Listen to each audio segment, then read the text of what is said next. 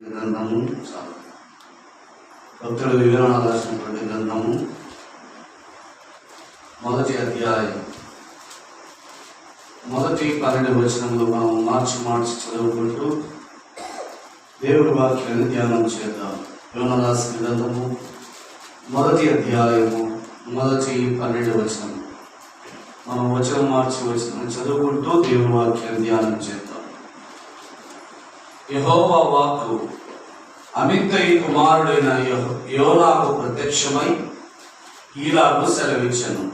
నినివే పట్టణస్థుల దోషము నా దృష్టికి ఘోరమాయను కనుక నీవు లేచి నినివే మహాపట్టణమునకు పోయి దానికి దుర్గతి కలుగునని ప్రకటింపు. అయితే యెహోవా సన్నిధి నుండి తర్షీషు పట్టణమునకు పోవలనని యోనా యొప్పేకు పోయి తర్షీషునకు పోవు ఒక ఓడను చూచి ప్రయాణమునకు కేము ఇచ్చి యెహోవా సన్నిధిలో నిలవక ఓడవారితో కూడా తర్షీషునకు పోవుటకు ఓడ ఎక్కెను.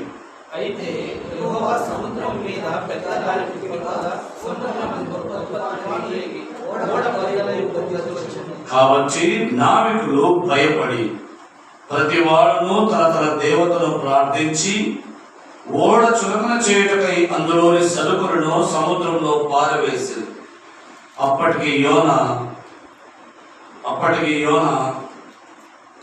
ఓడ దిగువ భాగమునకు పోయి పండుకొని గాఢ నిద్రపోయి ఉండెను. అప్పుడు ఓడ నాయకుడు వచ్చి పోయి నిద్రపోతా నీకేమి వచ్చినది, లేచి నీ దేవుని ప్రార్థించుము, మనము చావకుండా దేవుడు మనల్ని కనికరించును అన్నాడు. అందులో ఓడవారు ఎవరిని బట్టి ఇంత కీడు మనకు సంభవించినది తెలియుటకై మనము చీట్లు వేతము రండని ఒకరితో ఒకరు చెప్పుకొని చీట్లు వేయగా చీటి యోనా మీదికి వచ్చెను. కాబట్టి వారు అతన్ని చూసి, ఎవరిని బట్టి కీడు మనకు సంభవించినో, నీ వ్యాపారం ఏమిటో, నీ వెంటనే వచ్చుకో, నీ దేశమేదో, నీ జనమేదో, ఈ సంగతులన్నీ మాకు తెలియజేయమనగా అతడు వారితో ఇట్లనెను, నేను హెబ్రీయుడను, సముద్రమునకును భూమికిని సృష్టికర్తయై ఆకాశమందుండు దేవుడైన యెహోవా యందు నేను భయభక్తులు గలవాడనై ఉన్నాను. పారిపోచున్నట్లు అతడు ఆ మనుషులకు తెలియజేసిన కనుక వారు సంగతి తెలుసుకొని మరింత భయపడి, నీవు చేసే పని ఏమని అతను అడిగాడు. అప్పుడు వారు, సముద్రము పొంగుచున్నది, తుఫాను అధికమవుచున్నది, సముద్రము మా మీదికి రాకుండా నిమ్మరించినట్లు మేము నీకేమి చేయవలనని అతడు అడగగా, యోనా, నన్ను బట్టియే ఈ గొప్ప తుఫాను మీదికి వచ్చినది తెలిసినది, నన్ను ఎత్తి ఈ సముద్రంలో పడవేయుడి, అప్పుడు సముద్రం మీ మీద రాకుండా నిమ్మరించినట్లు వారితో చెప్పినను. చిన్న ప్రార్థన చేస్తాం. మహాపరిశుద్ధుడా, దైవ తండ్రి, స్తోత్రం నాయన. చదవబడిన వాక్య భాగం అంతటిని బట్టి మిమ్మల్ని స్తుతిస్తున్నాము. వాక్యం మీది మీరు వాక్యమై ఉన్న దేవుడు కనుక మీ పరిశుద్ధ నామం పేరట ప్రార్థిస్తున్నాం. నిలబడిన నిదాసుని యొక్క ఆత్మాభిషేకం చేత నింపండి. నిదాసుని పూరగా వాడుకొని కేవలం మీరే మాతో మాట్లాడండి. మీరు మాట్లాడితే ఆశీర్వాదకరము, మీరు మాట్లాడితే జీవము, మీరు మాట్లాడితే మీ ప్రజలందరికీ నాకును ఉపయోగకరం కనుక మీరే మీ దాసుని నుండి మాతో మాట్లాడమని బోధకులకు బోధకుడును వాక్యమై ఉన్న యేసు ప్రభువు శ్రేష్ఠ నామమున ప్రార్థించి బోధించుకొనుచున్నాము తండ్రి, ఆమేన్. మనం చదువుకున్నటువంటి వాక్య భాగము అనేక సార్లు మనం ధ్యానించినటువంటి అంశమే. యోనాను గురించి మనమేమి ఎరుగని వారు కాదు. యోనా నినివే పట్టణానికి, ఆ పట్టణపు పాపము ఘోరమైనందున దేవుడు యోనాను పిలిచి ఏమన్నాడు, అయ్యా నీవు నినివే పట్టణమునకు వెళ్ళి ఆ పట్టణపు పాపమును బట్టి దానికి కలుగబోవు దుర్గతిని గురించి వారికి ప్రకటించమని దేవుడు భక్తుడైన యోనాతో చెప్పాడు. యోనా నినివే పట్టణమునకు వెళ్ళుట ఇష్టము లేక ఎక్కడికి ఓడ ఎక్కాడంట? తర్షీషు అనే పట్టణానికి పోవడానికి ఓడ ఎక్కాడు. అందుకు చాలా కారణాలు ఉన్నాయి, అవన్నీ ఇప్పుడు చెప్ప సమయం సార్. సరే, తర్షీషునకు ఓడ ఎక్కాడు, బాగుంది. తాను తర్షీషునకు ప్రయాణం అయిపోవచ్చుండగా తర్షీషు ఓడ బద్దలైపోవునంత తుఫాను తర్షీషు ఓడను, అనగా యోనా ప్రయాణిస్తున్న ఓడను కొట్టింది. యోనా ప్రయాణిస్తున్న ఓడను కొట్టగా ఓడలో ఉన్నటువంటి ప్రజలందరూ తమ తమ దేవుళ్ళను ప్రార్థన చేయడం మొదలు పెట్టారు. అందరూ కేకలు వేస్తున్నారు, అరుస్తూ ఉన్నారు, ప్రాణాపాయ స్థితిలో ఉన్నారు. భయంకరముగా ఏడుస్తూ ప్రలాపిస్తూ తమ తమ దేవుళ్ళకు వారు ప్రార్థన చేస్తారు. యోనా ఎక్కడున్నాడంట? ఓడ దిగువ భాగంలో ఏం చేస్తున్నాడంట? గాఢ నిద్రపోయాడు. ఈయన చింత లేదు, ఈయన భారం తప్పించుకున్నానులే అనుకున్నాడు. భారము తప్పించుకున్నానులే అనుకున్నాడు. ఇక నా భారం తొలగిపోయింది, నా భారం దిగిపోయింది. ఎందుకంటే దేవుడు వెళ్ళమన్న పట్టణానికి కాకుండా నేను తర్షీషులో వెళ్ళిపోతున్నా కాబట్టి నాకు ఇక చింత లేదని ఓడ దిగువ భాగానికి వెళ్ళి ఏం చేశాడు? నిద్రపోయి దేవుడు మేలుకొల్పాడు. ఎట్లా మేలుకొల్పాడు? సముద్రాన్ని తలకిందులు చేసి తన దాసుడవు యోనాను మేలుకొల్పాడు. బాగా గమనించింది. మేలుకొల్పి ఓడ నావికుడు వచ్చి, ఓయి నిద్రపోతా, ఏం పోతా? ఓయి నిద్రపోతా, ఓడ బద్దలైపోవనంత తుఫాను ఓడను కొట్టి తలకిందులైపోయి మేము ఓడను నిమ్మలపరచవాలని, ఎలాగైనా ఓడను దరిచేర్చవాలని మేము నానా తిప్పలు పడతా ఉంటే నువ్వు ఓడ దిగువ భాగంలో ఏం చేస్తావు?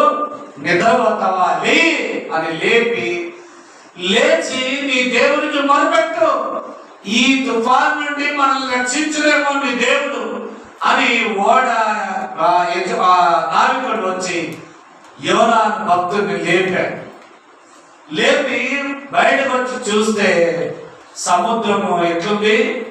అల్లకల్లోలం అయిపోతాం. ఇక మనకు తెలిసిందే, ఆ కాలంలో ఏమి సంభవించినా కూడా అది ఎవరి బట్టి వచ్చనో అని విచారణ చేయడం ఆనాటి ఆనవాయితీ. అలాగనే ఓడలో ఉన్న వారందరూ ఎవరిని బట్టి గొప్ప తుఫాను మన మీదకి వచ్చింది అని వారు ఓడలో ఉన్న వాళ్ళందరి పేర్లు రాసి చీటీ వేస్తే ఎవరి పేరు వచ్చిందట? యోనా పేరే వచ్చింది. అప్పుడు ఓడలో ఉన్న వాళ్ళందరూ అడిగారు, ఎవడనైనా నువ్వు? నీ వ్యాపారం ఏంటి? నీ పరిస్థితి ఏమిటి? నువ్వు ఏ జనములకు చెందినటువంటి వాడు, ఏ దేశపు వాడవు, ఏ గోత్రికుడవు అని ఓడలో ఉన్న వాళ్ళందరూ ఆత్మపడుతూ ప్రాణాపాయ భయంతో భయపడుతూ ఆయన అడిగారు. ఈయన మాత్రం అన్నాడు, అయ్యా నేను భూమికి ఆకాశమునకును సృష్టికర్త అయిన యెహోవా యందు భయభక్తులు కలిగినటువంటి వాడును అన్నాడు. వారిని ఈ ఓడలో ఉన్న వాళ్ళందరూ ఇప్పుడు భయపడడం మొదలు పెట్టారు.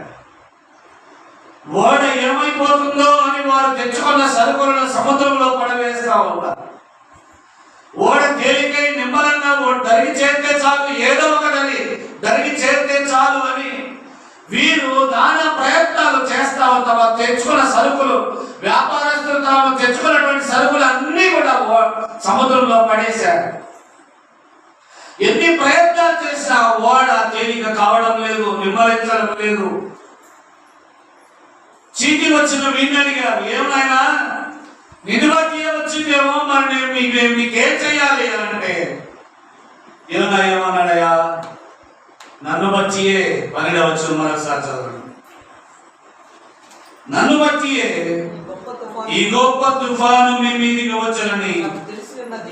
ఎవరిని బట్టియే? నన్ను బట్టి. నన్ను బట్టియే ఈ తుఫాను వచ్చిందని నాకు తెలిసిపోయింది. నాకు అర్థమవుతా ఉంది.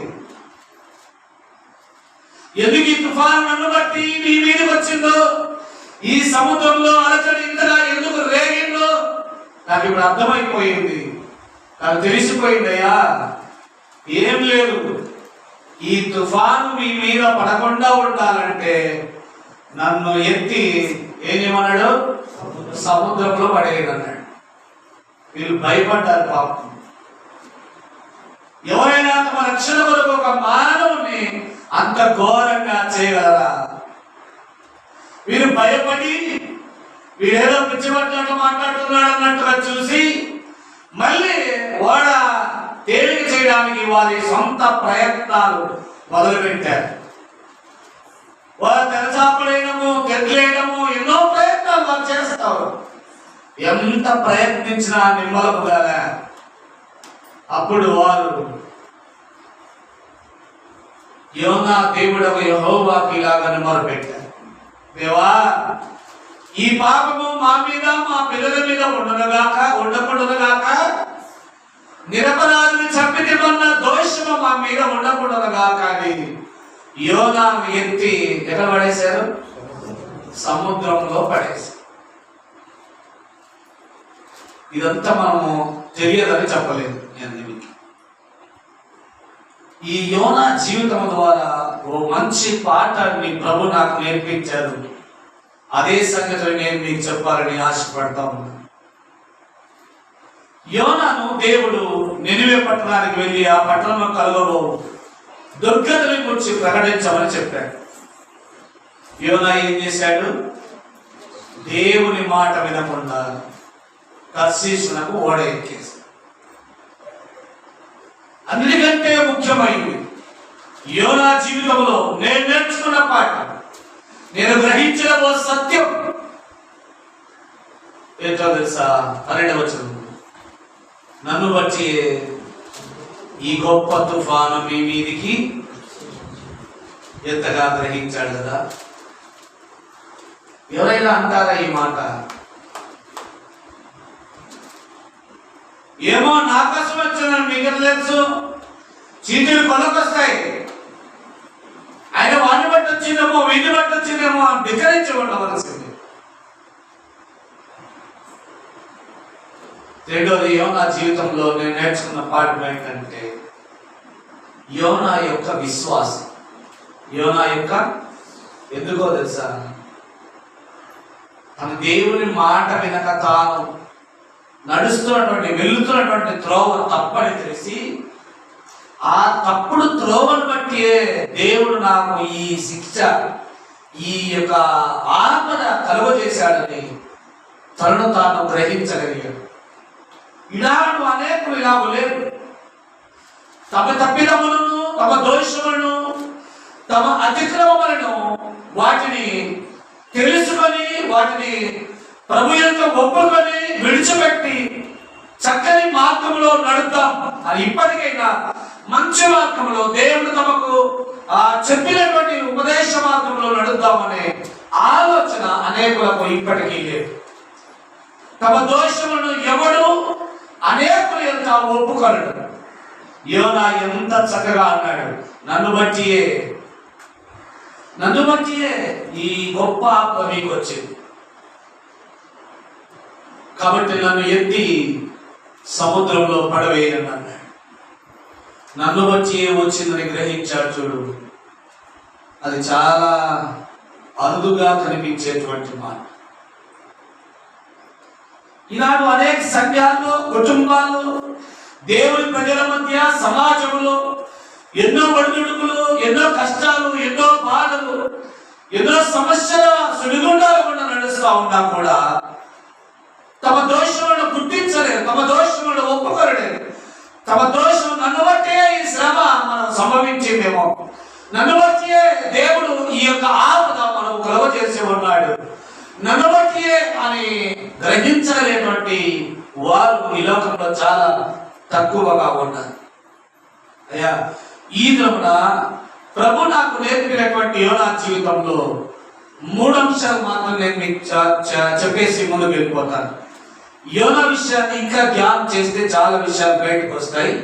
మూడు అంశాలు మాత్రం ప్రభు నాకు తెలియపరిచినటువంటి మూడు అంశాలు మాత్రం నేను మీకు చెప్పాలని ఆశపడతాను. అదేంటంటే, యోనాను బట్టి ఈ ఆపద ఎందుకు కలిగింది? యోనాను బట్టి ఈ ఆపద ఎందుకు కలిగింది? ఈ విధంగా అనేకులు ఇంకా లేరా? దేవుని మాట వినక నడిచినటువంటి ప్రజలు ఇంకా లేరా? అయ్యా, యోనాను బట్టి ఈ శ్రమ కలుగుటకు కారణం ఏంటి అనేది మూడు విషయాలు మాత్రం నేను ముందుకు వెళ్ళిపోతాను. యోనాను బట్టి ఈ ఓడ బద్దలైపోవునంత తుఫాను ఎందుకు రేగిందో ఓ మూడు మాటలు చెప్పి నేను ముందుకు వెళ్ళిపోతాను. మొట్టమొదటి మాట ఏంటి? యోనా దేవుని మాట వినలేదు. ఎవరి మాట వినలేదు? ఎవరి మాట వినలేదమ్మా? ఎవరి మాట వినలేదయ్యా? దేవుని మాట వినలేదు. దేవుడు ఏం చెప్పాడు? అయ్యా, నినివే పట్టణమునకు వెళ్ళి ఆ పట్టణము పాపము ఘోరమైపోయింది, ఆ పట్టణమునకు కలుగబోవు దుర్గతిని గురించి ఆ పట్టణ ప్రజలకు ఏం చేయమన్నాడు? ప్రకటించమని. యోనా ఏం చేశాడు? వారికి ప్రకటించడం తనకిష్టం లేదు. వ్యక్తిగతంగా నినివే పట్టణస్థులకు వారికి కలుగబోవు దుర్గతిని గురించి ప్రకటించడము ఎవరికి ఇష్టం లేదు? యోనాకి ఇష్టం. అందుకే దేవుని మాట వినకుండా ఏం చేస్తా ఉన్నాడు? పారిపోతాం. దేవుని మాట వినరు నేడు అనేకులు. దేవుని మాట వినక తమకు తాము ఈ శ్రమను, ఈ యొక్క ఆపదలను కొని తెచ్చుకుంటా ఉంటారు. దేవుని మాటను అంగీకరించరు. దేవుని మాటను పెడచెవిన పెడతా ఉంటారు. దేవుని మాటను వారు సరిగా తమ హృదయం ముందు భద్రపరచుకోలేదు. దేవుని మాటను కొంతవరకు తమ అవసరతల కొరకు, తమ యొక్క కార్యముల కొరకు, తమ యొక్క వ్యక్తిగత అవసరాల కొరకు కొంతసేపు దేవుని మాటను పక్కన పెట్టేటువంటి వారు కూడా అనేక మంది ఉన్నారు. యోనా దేవుని మాట ఏం చేయలేదు? వినలేదు. దేవుని మాట వినకుండా తనకిష్టమైన మార్గాన్ని వెళ్తున్నాడు. కాబట్టి దేవుడు యోనా ప్రయాణిస్తున్న ఓడను తుఫాను చేత బాధించాడు. ఓడ బద్దలైపోవడంత తుఫాను ఆ ఓడ మీదకి వచ్చినట్టుగా మనం చూస్తా ఉన్నాం. గమనించండి, దేవుని మాట వినలేదు. అందుకే దేవుడు అనేక మార్లు తన ప్రజల గురించి ఎన్నో పర్యాయాలు ఆయన బాధపడ్డాడు. కీర్తన చూడండి, 21వ అధ్యాయం. కీర్తన 21వ అధ్యాయం.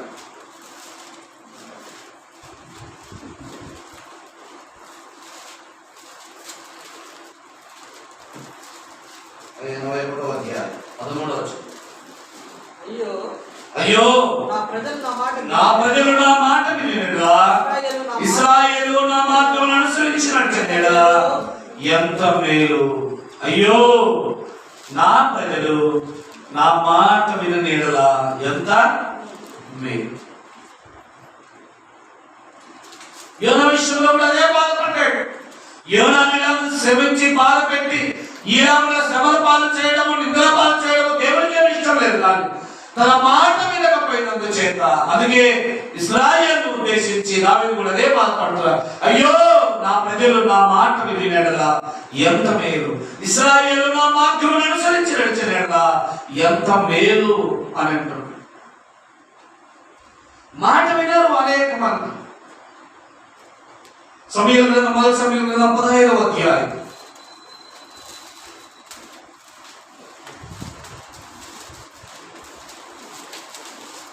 మొదటి సమూయేలు గ్రంథం 15వ అధ్యాయం 22వ వచనం. అందుకు సమూయేలు తాను సెలవిచ్చిన ఆజ్ఞను ఒకడు గైకొనటం వలన యెహోవా సంతోషించినట్లు ఒకడు దహన బలులను అర్పించడం వలన ఆయన సంతోషించునా? ఆలోచించండి. ఇక్కడ నిలిచి ఉన్న మీరు కూడా ఆలోచించండి. దేవుని మాట వింటున్న మీరు కూడా ఆలోచించండి. బలులు అర్పించడం కంటే ఆజ్ఞను గైకొనుటయు పొట్టేళ్ల కొరకు అర్పించట కంటే ఏం వినుట? మాట వినుట శ్రేష్టము. యోనా దేవుని మాట వినక తను ప్రయాణిస్తున్న ఓడ మీదకి గొప్ప దుర్గతి వచ్చినట్టుగా కలుగు చేసుకున్నాడు. యోనా దేవుని మాట వినక తనతో కూడా ఓడలో ప్రయాణిస్తున్న అనేకుల మీదకి శ్రమ వచ్చేటట్టుగా చేశాడు. యోనా దేవుని మాట వినక తన తోటి సమాజంలో ఉన్న ప్రజలందరికీ ఇబ్బంది బాధ కలుగ చేశాడు. ప్రాణాపాయ స్థితిని తీసుకొని వచ్చాడు. నేను దేవుని మాట వినక అనేక మంది ప్రజలు తమ కుటుంబాల మీదకి కీడు తీసుకొని వస్తూ ఉన్నారు. తమ కుటుంబాల మీదకి, తమ సంఘముల మీదకి దుర్గతిని, శ్రమను, బాధలు తీసుకొని వస్తూ ఉన్నారు. దేవుని మాట వినుట శ్రేష్టం. ఆలోచించండి. గంటల గంటలు ఆరాధన చేయటం వలన గొప్పగా ప్రభువుని నెరవేర్చామని మీరు అనుకుంటూ ఉన్నారు. ఇదిగో గొప్పగా చక్కని రామయుక్తంగా పాటలు పాడటం వలన తమ దేవుని బహుగా కనపరచామని అనేకులు అనుకుంటూ ఉన్నారు. లేదయ్యా, ఇదిగో విస్తారమైన పొట్టేలు అర్పించడం కంటే, విస్తారమైన దహన బలులు అర్పించడం కంటే సమీపించి దేవుని ఆజ్ఞ వినుటయు, ఇదిగో ఆయన మాట ఆలకించుటయు చాలా శ్రేష్టము. యోనా దేవుని మాట వినక తన మీదకి దుర్గతిని తెచ్చమన్నాడు. నీవు నేను మనము దేవుని మాట వినకుండా ఇదిగో ఇలాగ యోనా వలె నీ మీదికి, నీ ఇంటి మీదకి శ్రమను కొని తెచ్చుకోవద్దు. నీ సంఘం మీదకి ఇలాగున బాధ తీసుకురావద్దు. అనేకులు నిన్ను బట్టి సమాజంలో ఉన్న, నీ కుటుంబంలో ఉన్నటువంటి చిన్నలు పెద్దలు నిన్ను బట్టి శ్రమ పడకుండానట్లుగా దేవుని మాటకు విధేయత చూపేవారుగా ఉండాలని దేవుని సేవకునిగా మనం చేస్తా ఉన్నాం.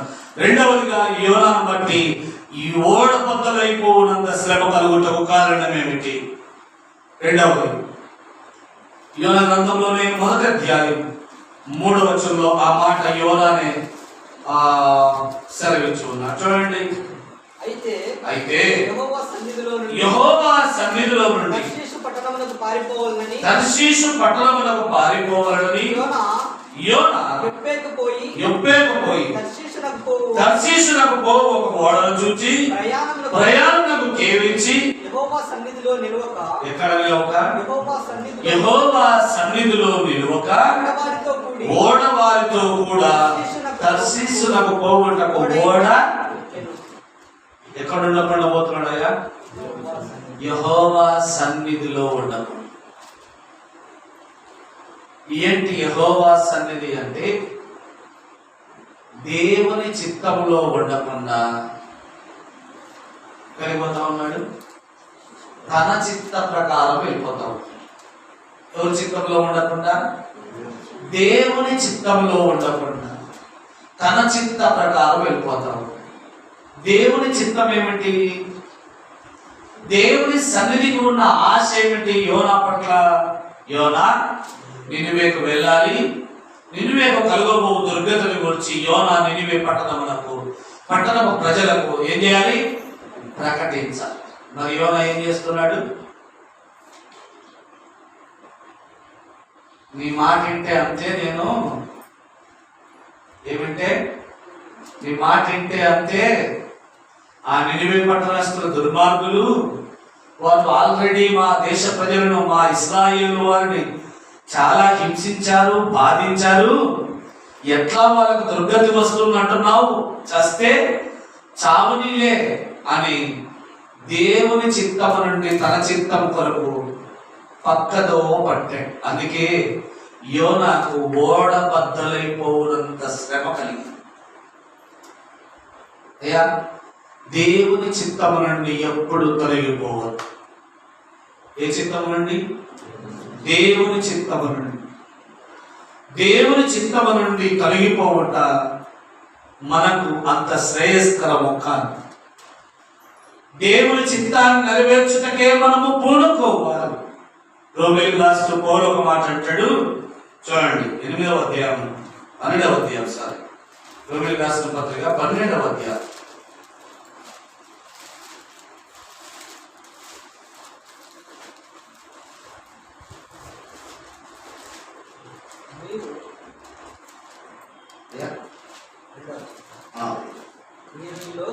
మీరు ఈ లోక మర్యాదను అనుసరింపక ఉత్తమమును అనుకూలమును సంపూర్ణమునై ఉన్న దేవుని చిత్తమేదో పరీక్షించి తెలుసుకున్నట్లు మీ మనస్సు మారి నూతనము ఒకటి వలన రూపాంతరము పొందుడి.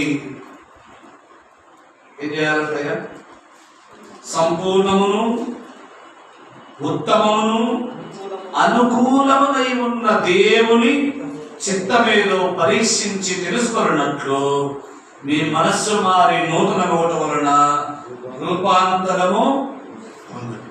యోనా ఏం చేస్తా ఉన్నాడు? ఇప్పుడు దేవుని సన్నిధిలో నుండి అనగా దేవుని చిత్తములో నుండి తన స్వచిత్తానికి ఏం చేస్తా ఉన్నాడు? పారిపోతా ఉన్నాడు. అందుకే యోనాను బట్టి ఓడ బద్దలైపోనంత శ్రమ కలిగి దేవుని చిత్తాన్ని నెరవేర్చేవారుగా ఉండాలి. దేవుని యొక్క చిత్త ప్రకారము బ్రతికే వారముగా ఉండాలి.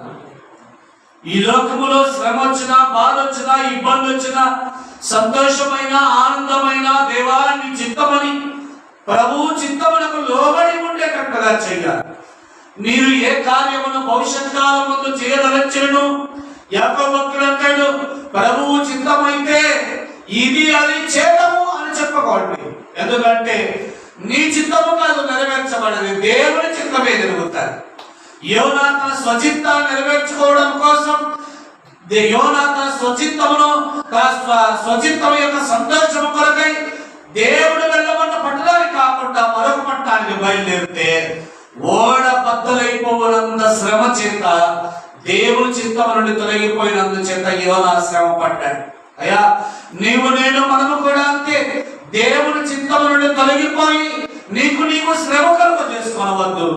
దేవుని చిత్తము నుండి తొలగిపోయి నీ కుటుంబానికి, నీ సంఘములకు, నీ సమాజములకు శ్రమను కొని తెచ్చుకోవద్దు. ఎందుకనగా ప్రభు ఆజ్ఞాపించినది ఏమిటంటే యోనా దేవుని సన్నిధిలో నుండి ఏం చేశాడట? పారిపోయాడు. దేవుని చిత్తములో నుండి పారిపోయాడు.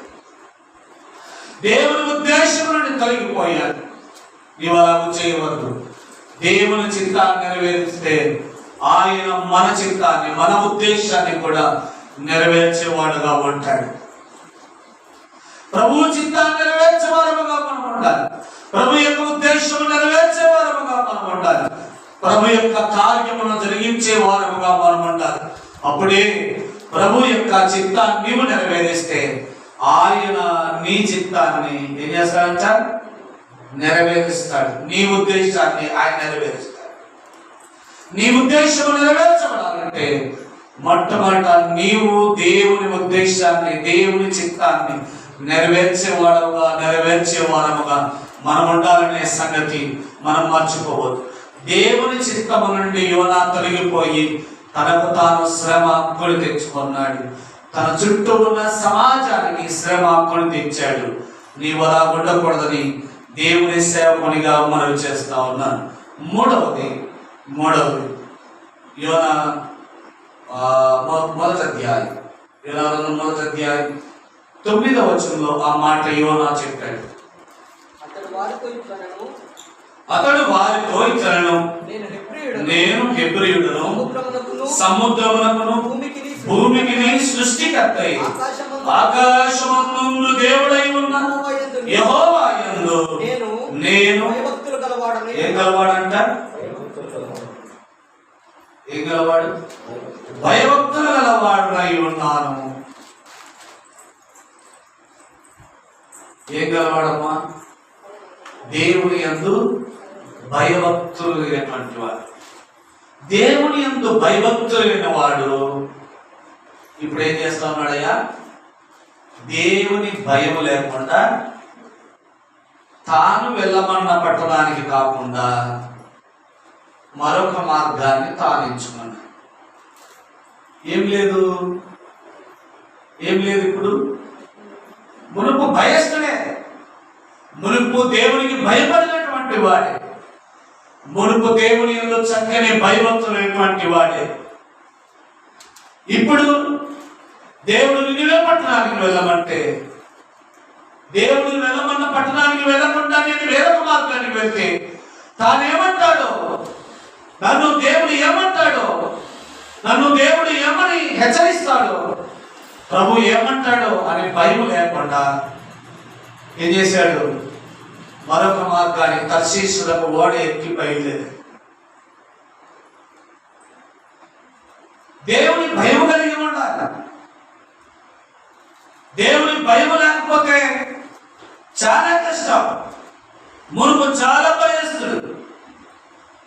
ఆయన అన్నాడు, నేను భూమికి నీ ఆకాశములకు సృష్టికర్త అయిన యెహోవా యందు భయభక్తులైనటువంటి వాడును అన్నాడు. ఇప్పుడు దేవుని చిత్తాన్ని, దేవుని ఆజ్ఞను, దేవుని మాటను విని ఆ మాట ప్రకారము జరిగింపకుండా, దేవుని మాట వినకుండా, దేవుని చిత్తం నెరవేర్చడం కాకుండా, ఇదిగో తన స్వచిత్తం వైపు, తన సొంత కార్యం వైపు వెళ్ళిపోతే, తన సొంత ఉద్దేశం వైపు వెళ్ళిపోతే, దేవుడు ఏమంటాడో అని భయం లేకుండా వెళ్ళిపోయాడు. ఈనాడు అనేక మంది దేవుని యందు భయభక్తులు లేవు. ఇదిగో ప్రభు కార్యము, ప్రభునందున్నాము, ఆయన భయభక్తులైన వారుగా బ్రతుకుతా ఉన్నాము. దేవుని వాక్యం ఇలాగ సెలవిచ్చింది, దేవుని వాక్యం ఇలాగ ఉన్నది, దేవుని మాట ఇలాగ నాకు సెలవిచ్చింది, నాతో ఇలాగ మాట్లాడింది. ఈ మాటను నేను నెరవేర్చకపోతే, ఈ మాట ప్రకారం నేను బ్రతకకపోతే, ఈ వాక్యానుసారమైన జీవితాన్ని నేను కలిగి ఉండకపోతే ప్రభు నన్ను ఏమంటాడో అని భయం లేదండి. చాలా మంది భయం లేదు. యోనా ఆ భయం లేకుండా పోవడం చేత యోనా ప్రయాణిస్తున్న ఓడ బద్దలైపోవనంత శ్రమ యోనాకు కలిగి. దేవుని యందు భయభక్తులైనటువంటి వాడు దేవుని యందు భయభక్తులుగా బ్రతకాలి. దేవుని యందు విశ్వాసమైనటువంటి వ్యక్తి దేవుని యందు చక్కని విశ్వాసాన్ని కలిగి జీవించవలసినటువంటి బాధ్యత ప్రతి మానవుని పైన ఉంది. యోనా దేవుని యందు ఉన్నటువంటి భయభక్తులను విడిచిపెట్టి, దేవుని యందు ఉన్నటువంటి భయభక్తులను విడనాడి, దేవుని యందు ఉన్నటువంటి భయభక్తులను వదిలిపెట్టి ఏం చేశాడు? ఏమంటాడులే అంటే ఏమంటాడు అన్నట్టుగా భయం లేకుండా దేవుని సన్నిధిలో నుండి పారిపోయాడు. విడిచిపెట్టాడమ్మా.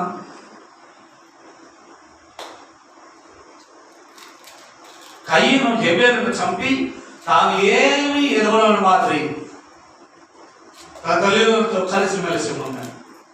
దేవుడు అన్నాడే, నీ తమ్ముడైన హెబెరు ఎక్కడా అంటే, నేనేమన్నా తమ్ముడికి కావలివాడినా అని. దేవుడు వదిలిపెట్టాడమ్మా భయభక్తులు లేకుండా బ్రతుకు.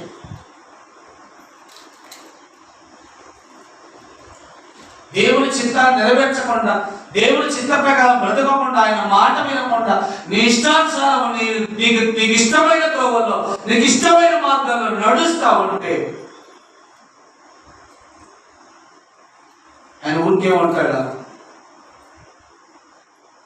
యోనా దేవుని యందు భయభక్తులైనటువంటి వాడు. దేవుడు నినివేకు పొమ్మంటే భయం లేకుండా ఎక్కడికి వెళ్తా ఉన్నాడు? తర్షీషులకు వెళ్ళిపోతాం. దేవుని యందు భయభక్తులు కావాలయ్యా. యోనా గురించి ఒక మాట రాయబడి మాట నేను ముగించేస్తాను. ఎబ్రిల్ రాసిన పత్రిక 11వ అధ్యాయం. విశ్వాస వీరుల పట్టికలో ఆయన పేరుంది. ఆయన పేరు ఎబ్రిల్ రాసిన పత్రిక 11వ అధ్యాయం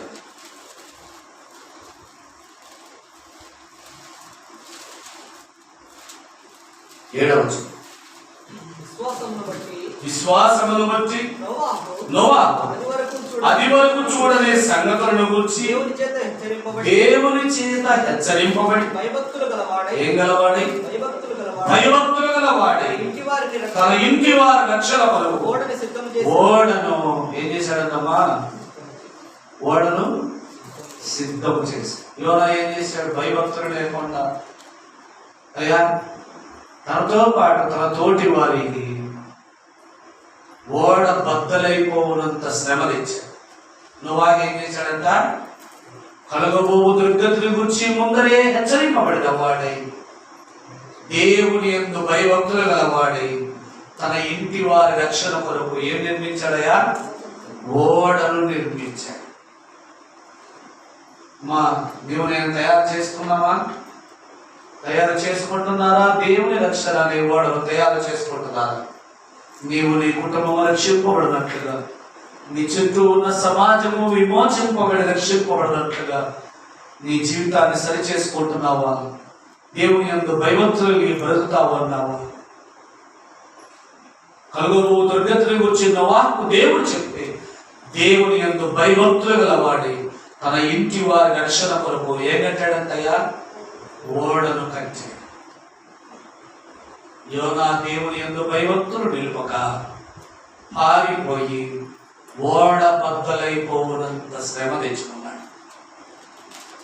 జాగ్రత్తమ్మా, దేవుని యందు భయభక్తులు లేకపోతే నువ్వు చాలా కోల్పోతావు. దేవుని యందు భయభక్తులు వారికి అనేక ఆశీర్వాదాలు ఉన్నాయి. భయభక్తులు లేని వారికి ఇదిగో ఇలాగూ యోనా శ్రమ పడినట్లుగా శ్రమ ఉంది. నీవు శ్రమల మార్గము గుండా నడవు వలన నీ ప్రభు నిన్ను పిలుచుకోలేదు. ఈ యొక్క శోధన మార్గము గుండా ప్రయాణించవలన నీ ప్రభు నిన్ను ఏర్పరచుకోలేదు. తన బిడ్డల శోధనను, తన బిడ్డల శ్రమ నుండి విడిపించి తిన్నని చక్కనైన మార్గముల గుండా ఆయన నడిపించవలనని నిన్ను నన్ను పిలుచుకొని ఉన్నాడు.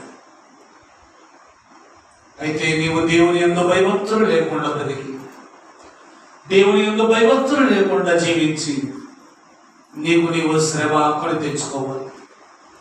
యోనాను బట్టియే ఓడ బద్దలైపోవునంత శ్రమ ఎందుకు కలిగిందో 3 విషయాలు నేను చెప్పాను.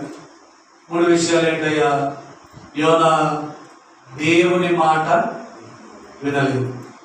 రెండవది, దేవుని సన్నిధి నుండి ఏం చేశాడు? పారిపోయాడు. మూడవది, దేవుని యందు భయభక్తులు గలవాడు ఇప్పుడు భయం లేకుండా ఏం చేస్తా ఉన్నాడు? పారిపోతాం. దేవుని యందు భయభక్తులు అనేక ఆశీర్వాదములకు కారణం. దేవుని యందు భయభక్తులు నిలుపుగా పోవుట నీకు నీవే శ్రమ కొడు తెచ్చుకోను. అంత మాత్రమే కాదు, నీకు నీవే కాక నీ కుటుంబానికి, నీ సమాజానికి, నీ చుట్టూ ఉన్న వారికి కూడా, నీ సంఘానికి కూడా నీవు శ్రమ తెచ్చిన వాడు అవుతావు. నీవు అలా ఉండవద్దు. దేవుని మాటకు లోబడు.